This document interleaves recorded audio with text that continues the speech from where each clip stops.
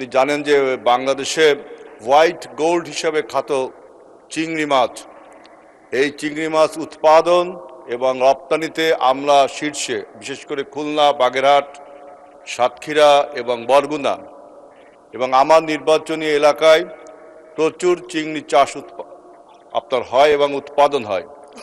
সমস্যা হলো এই চিংড়ি মাছ চাষের সরকারি কিছু বিধিনিষেধের ফলে সনাতন পদ্ধতিতে চিংড়ি মাছ উৎপাদন হয়, তার ফলে আমাদের উৎপাদন কমে যাচ্ছে এবং আমাদের ওখানে যে আপনার হিমায়িত কারখানাগুলো আছে, অর্থাৎ যে চিংড়ি মাছ সংরক্ষণের জন্য যে কোম্পানিগুলো আছে, সেই কোম্পানিগুলো যথেষ্ট পরিমাণ কাঁচামাল পায় না।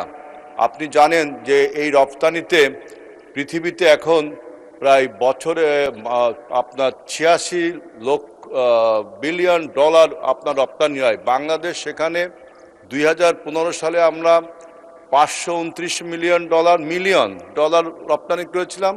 পরের বছর এই 23-24 সালে আমরা মাত্র 229 মিলিয়ন ডলার রপ্তানি করেছিলাম, যেখানে বিলিয়ন ডলার হয়। পার্শ্ববর্তী দেশ ভারত, ওরা বছরে 7 বিলিয়ন ডলার উৎপাদন করে, অথচ ভারতের থেকে বাংলাদেশে চিংড়ি মাছের উৎপাদনের জায়গা বেশি। আমাদের প্রায় 2-2.5 লক্ষ হেক্টরের উপরে জমি রয়েছে। ভারতের যেখানে উৎপাদন আমি জমি রয়েছে দেখলাম 1.5 লক্ষ হেক্টরের মতো, অথচ আমাদের 2.5 লক্ষ হেক্টর।